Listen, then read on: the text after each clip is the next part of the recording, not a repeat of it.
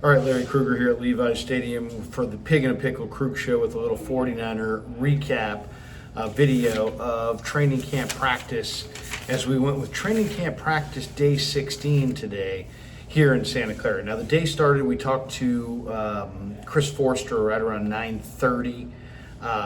And of course we should tell you right out of the chute, we're brought to you by Pig and a Pickle, the best barbecue in all of Northern California. Check them out in Emeryville and Corte Madera.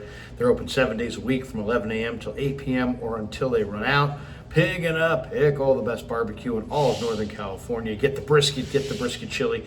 Also, Sharp Corner Sports Cards and Collectibles brings you this video as well. Check them out in Pacific Grove, California, on the Monterey Peninsula for all your sports cards and collectible needs. That's Sharp Corners, Sports Cards, and Collectibles. All right, let's talk a little bit about the day that was here in Santa Clara. It started with us talking to Chris Forster. Forster really likes what he's seeing out of Dominic Purdy. The rookie from Kansas has started at right guard. And as long as Feliciano and Burford are out, I would say it's Purdy's job to lose, and he likes what he sees. The other thing that he commented on is that there's a pretty good little competition going on at center. Niners have a bunch of centers in this camp. They have, obviously, Jake Brendel, who was a Pro Bowl alternate a couple years ago.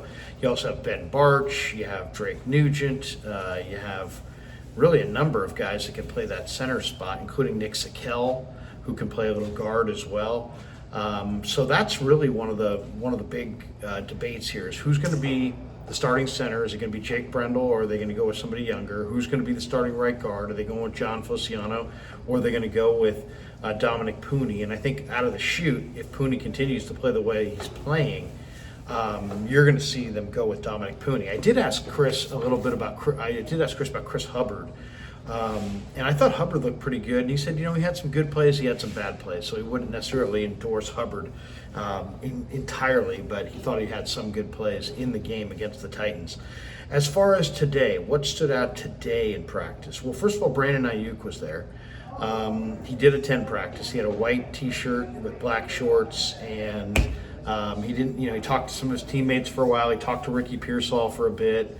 But he did not play, but he was there at practice watching. So for the second day in a row, Aiyuk shows up at 49er practice. Now, I thought D. Winters was really good today. He was really good against the run. He also batted down a pass. Winters continues to stack good day after good day. I thought Josh Dobbs' accuracy today was really spotty. He had one pass play where he threw the ball about 12 yards short into the turf. And he just sometimes misses inexplicably.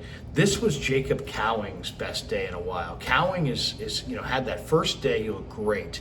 Then he suffered the hamstring pull, and he's just been trying to get back on the field ever since. And it was slow but sure, but now he seems to be back at full speed, and he had a terrific day today. He made a number of catches.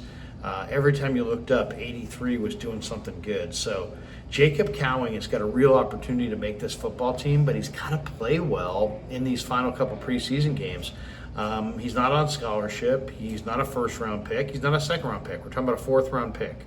So he's got to play well in one of these two preseason games to either make this roster or to have the Niners protect him somehow, some way, either via injury or the practice squad. I don't know that they would be able to get him off, through waivers onto the practice squad. I really don't think that is possible. I think he would probably get claimed. But Jacob Cowing, I thought, is coming off of his best performance since the first practice I saw. And I expect Cowing to really fire Sunday against the Saints in preseason game number 2. He looked terrific today, making all kinds of catches. Ricky Pearsall was at practice. He was in uniform, but he was not practicing. He's still not practicing. He was in uniform. He was running around. He was doing some conditioning, but still not practicing. And, he's been hurt a ton. We'd love to see him out there doing incredible things, but he's been sidelined with little minor injuries most of the spring and now into the summer.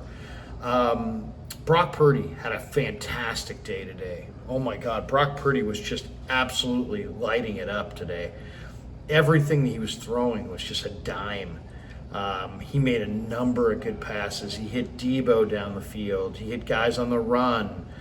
He hit guys late in the down. He threw stuff in the flat to the running backs. He had one throw to J.P. Mason that was a little wild in the flat, but J.P. Mason leaped and caught it. Mason's hands this year are so much better. He invested $3,000 in a jugs gun, and he's done the reps on that jugs gun, trying to catch the ball and be more consistent as a receiver, and he looks fantastic as a receiver. His catch radius is, I would say, at least twice as big as it was a year ago. And I think that's going to make all the difference in the world for Mason, because if you're going to play and you're going to catch the ball out of the flat and you're going to be the safety valve, the check down guy, a lot of times the quarterback's going to have a hard time getting you the ball. There's going to be a defender in the way. Somebody's got to throw it over. He's got to loft it over a defender. Sometimes he's taking a hit as he's releasing it. So sometimes those passes in the flat are not perfect passes, and you need your running backs to have good catch radius. And right now, because of the work that he's done on the jugs gun, J.P. Mason's catch radius this summer is absolutely huge. And Brock Purdy was fantastic today. He hit Mason a number of times in the flat. And as I said, that one pass was really high that Mason brought in. The others were just dimes. Purdy was absolutely locked in all day. Tracy Walker, the former Lion, had an interception off a deflection on a pass from Tanner Mordecai. Walker was looking very active as a safety in coverage. Sam Womack and Darrell Luter Jr. were really good in pass coverage today. I thought this was Luter's best day. Luter came away with a pick early, and then I believe had a pick late. And I think I'm crediting the right guy. Somebody said it was Renardo Green, but I think it was actually Luter. So that would give Luter 2 interceptions on the day. So I thought Womack was really good in coverage. I thought Luter was really good in coverage. And now Luter making a couple interceptions. That was great to see. J.P. Mason is running exceptionally hard and looking really, really good. And this is something that we're seeing on a regular basis.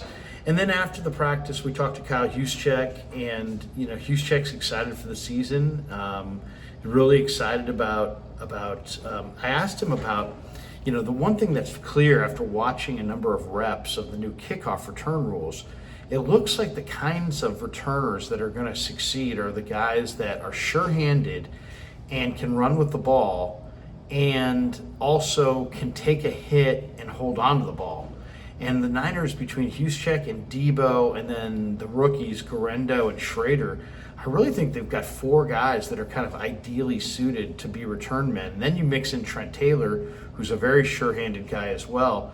And Schneider and Shanahan are going to have a lot of decisions to make here in these last 2 games as far as who the return guys are. They've got lots of really, really exciting options at that return spot. And I asked Juice about it today, and I said, I kind of like what I see out of Debo on that play. I kind of like what I see out of Schrader on that play. And he's like, it's kind of like a zone running play where you just got to kind of you got to have like that. You kind of carry it out, and then you have the one cut back against the grain, and that's what those guys are kind of used to doing in this offense in the outside zone. So it's going to be interesting to see what kinds of players wind up being the return men, and who sets the kind of the trend in this brand new rule, brand new way to move the football on special teams. But to me, after watching Cody Schrader against the Titans and then watching Cody Schrader in these practices,